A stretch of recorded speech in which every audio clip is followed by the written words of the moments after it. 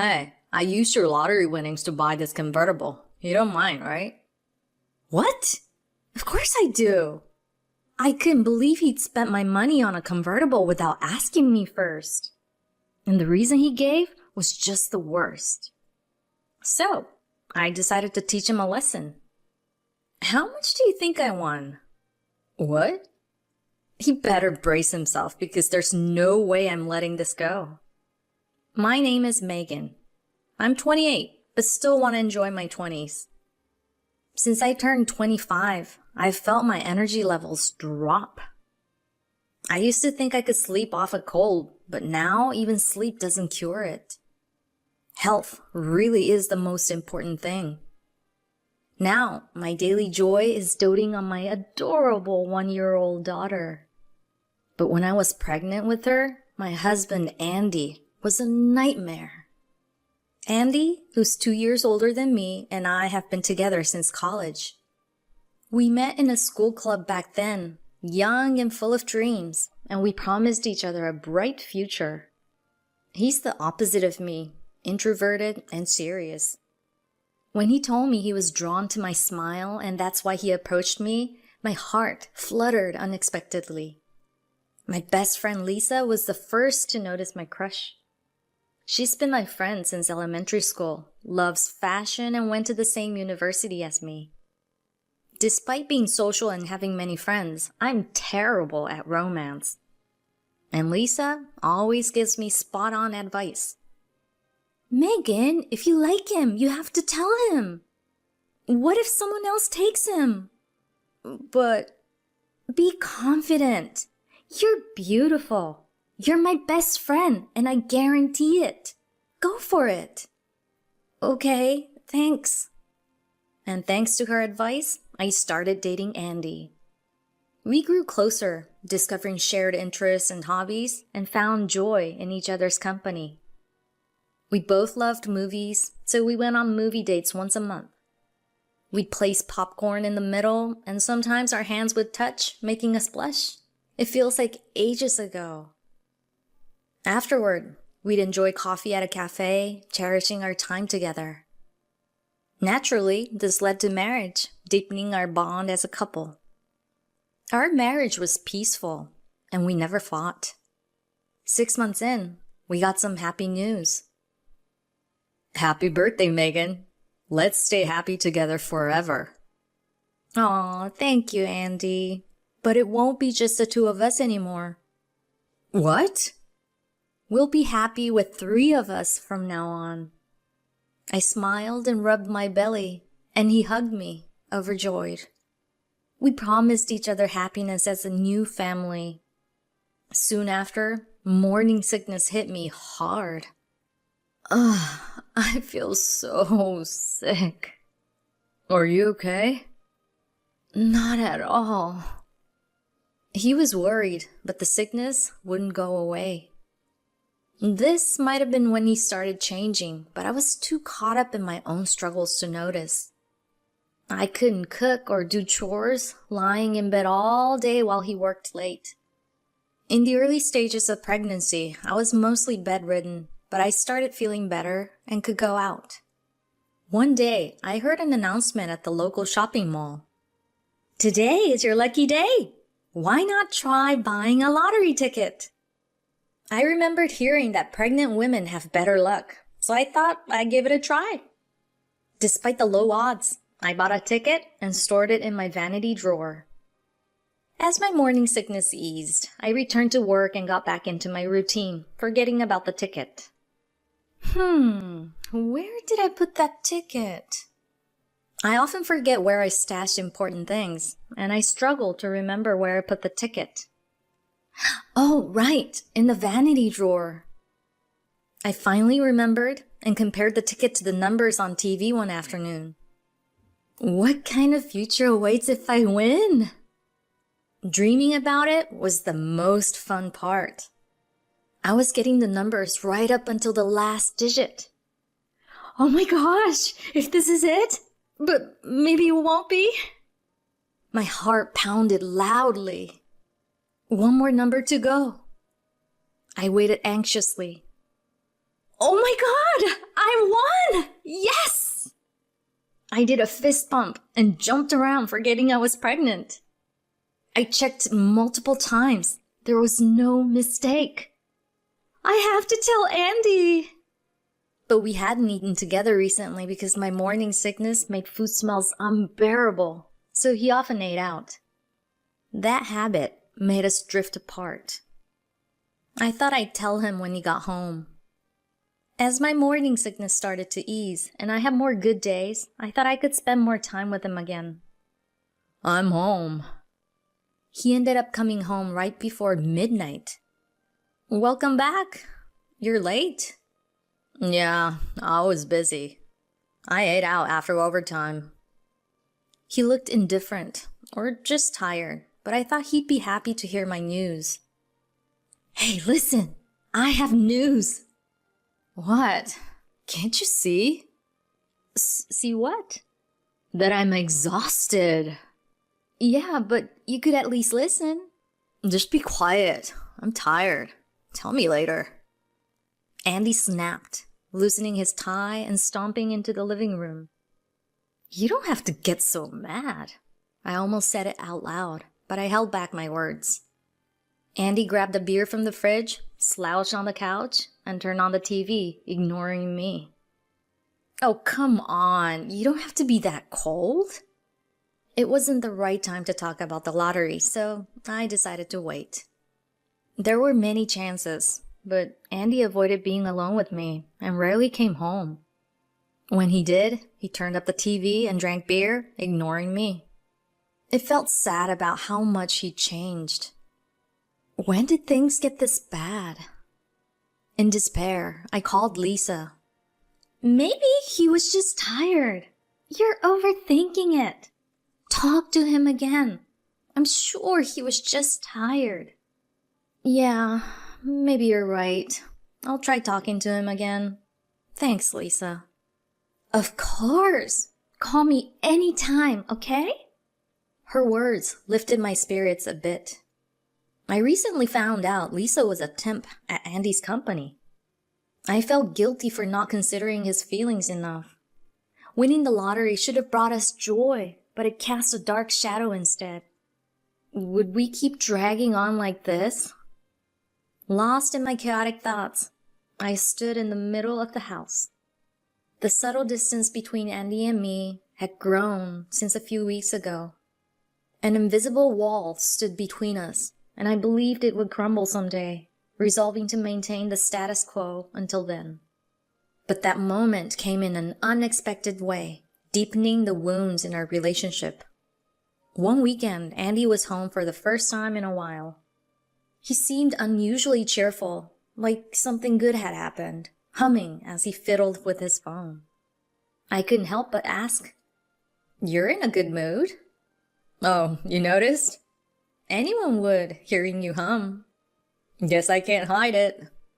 "Did something good happen?" It was like he was waiting for me to ask. He stood up and dropped a bombshell. "Actually, I bought a convertible with your $100,000 savings." What? I was speechless. A convertible? My $100,000? What was he talking about? Andy, looking pleased, continued. "Yeah, a convertible. It's being delivered to the dealership, and I'm gonna go pick it up and take it for a drive." Wait. What do you mean, my money? "Well, I just borrowed it from your bank account. You won the lottery, right? That's awesome." "No, it's not. And how did you even know?" "Who cares? Stop nagging. If you argue, I'll divorce you." "What?"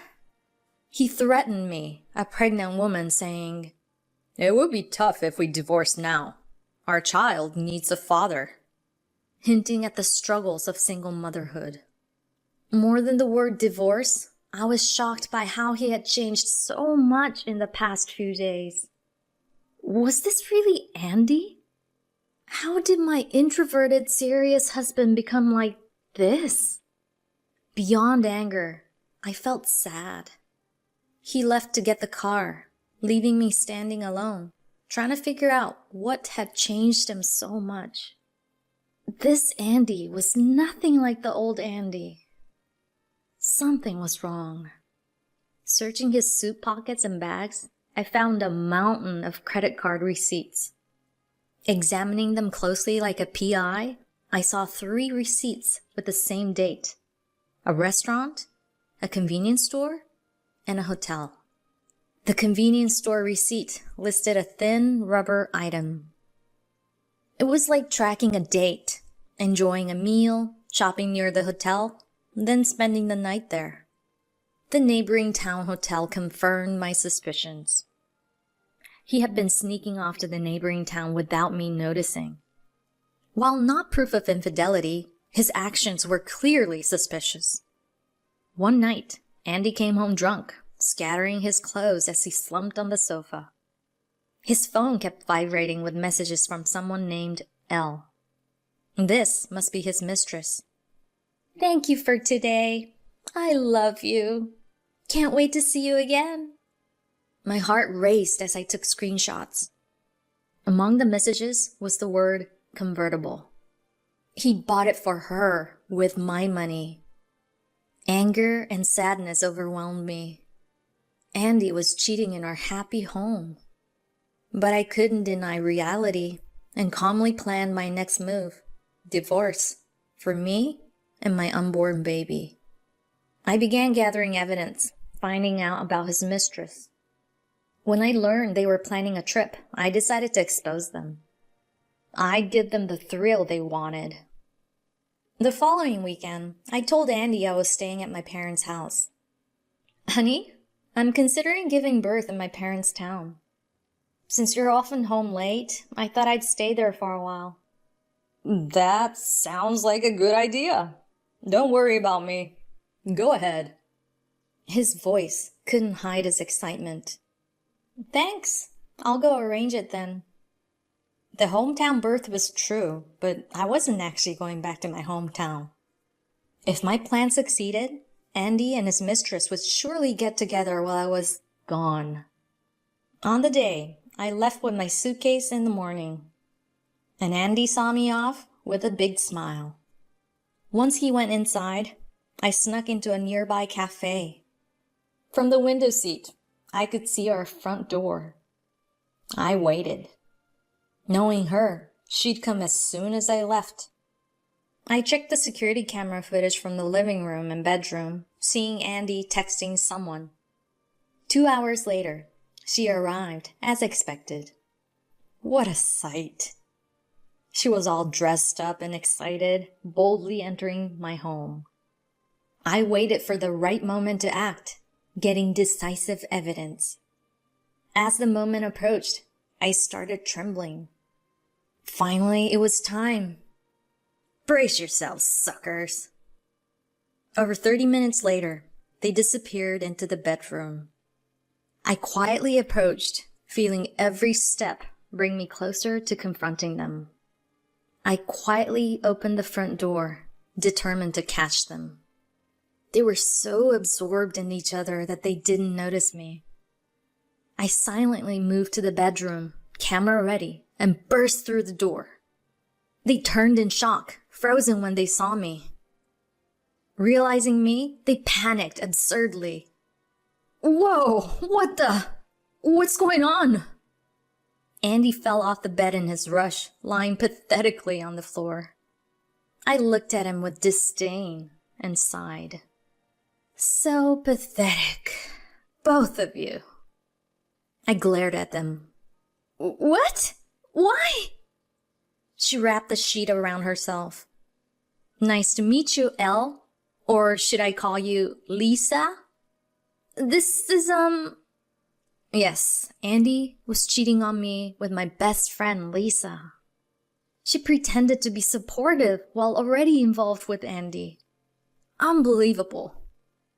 It would have been better if it was someone I didn't know. Why her, of all people? Discovering it was her shocked me into silence, feeling betrayed by both Andy and my best friend. It took time to accept, but thinking of my baby, I knew I had to divorce. "Sit down," I ordered calmly, glaring sharply. They sat, pale-faced, hands clenched on their knees. Got anything to say? Megan, help me! Andy forced me into this. Excuse me? Trying to gain sympathy now? Ridiculous. I kept saying no, but he insisted it would be okay if we kept it secret. She even started fake crying. Ah, pathetic. Enough with the fake tears. I know everything. Tell me the truth. Speaking firmly, Andy finally spoke. Actually, she had terrible shoulder pain, so I was just giving her a massage. Yeah, that's it. My shoulders have been awful lately. Who'd believe that? Did they think I'd fall for it? Oh, really? Did it help? Yeah, a lot. They feel a lot lighter. Thanks, Andy. Yeah, no problem. You've never given a massage before, Andy. Try a better lie. I'm speechless. I sighed heavily, looking at them sweat nervously. We're getting divorced. You know that, right? Wait, no, please. No. I don't want to split up. And you're saying that while naked? Gross. I had no intention of forgiving him. And return the $100,000 you used for the convertible. My savings from before our marriage aren't shared property. What? You won the lottery, right? How do you even know that? I never told you. The room went silent as he stared at Lisa. My wife told you, didn't she? That she won the lottery? Lisa nodded. I smiled. What a mistake. I asked, how much do you think I won? Confidently, he replied, $300K. That's why I bought the car. I told him the truth. How odd. Where did you get $300K from? Because I just want $300. His eyes widened. What? What? Yes, $300. I guess Lisa misunderstood when I said 300. She panicked, and Andy trembled at his huge debt. Coldly, I said, divorce is definite. I'm also suing both of you for damages. I've already hired a lawyer. Desperately, he pleaded, wait, no, I can't live without you. Firmly, I said, and you'll pay child support and return the $100,000 for the car.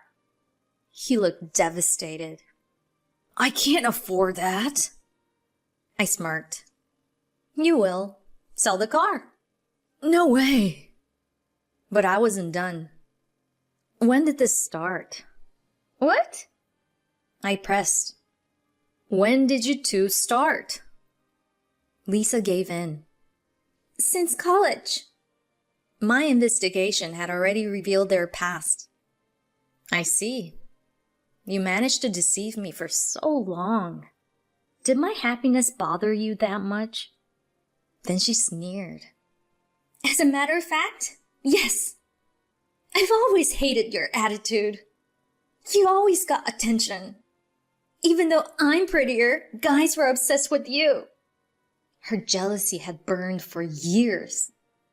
She liked being flashy and assertive, sometimes alienating peers. But this level of envy was unbelievable. And Andy's reason for choosing me as his girlfriend was even worse. Their conversations in my evidence revealed it. Why Megan? She was popular in the club. We bet on who could get her. And I won. His kindness was all a show. The real Andy was a womanizer, juggling multiple girlfriends. The past doesn't matter now. But continuing to deceive me is unforgivable. You'll pay for this. Please, I don't want to break up. Right then, the doorbell rang. Perfect timing. Who is it? Seeing the visitor, he started shaking. Andy, what have you done? Dad, why are you here? The person who walked in was Andy's father. He owned a company and came from a fairly wealthy family. Rumors of their affair had reached him. When I told him the truth, he promised he will take responsibility. I had asked him to arrive 30 minutes after I confronted him. Andy always feared his father, and he was terrified now. Betraying Megan and having an affair at work? You're no son of mine. No, please, Dad. What do I do? Stop whining. Sign this now. Crying, Andy signed the divorce papers as ordered. He stopped talking, too scared of his father. Lisa, more afraid of the company president than her boyfriend's dad, shrank back. Despite Andy's pleas, I took the papers, waved, and left. Andy and Lisa were fired for their affair. Further investigation revealed Andy's numerous affairs via social media with more women than I could count.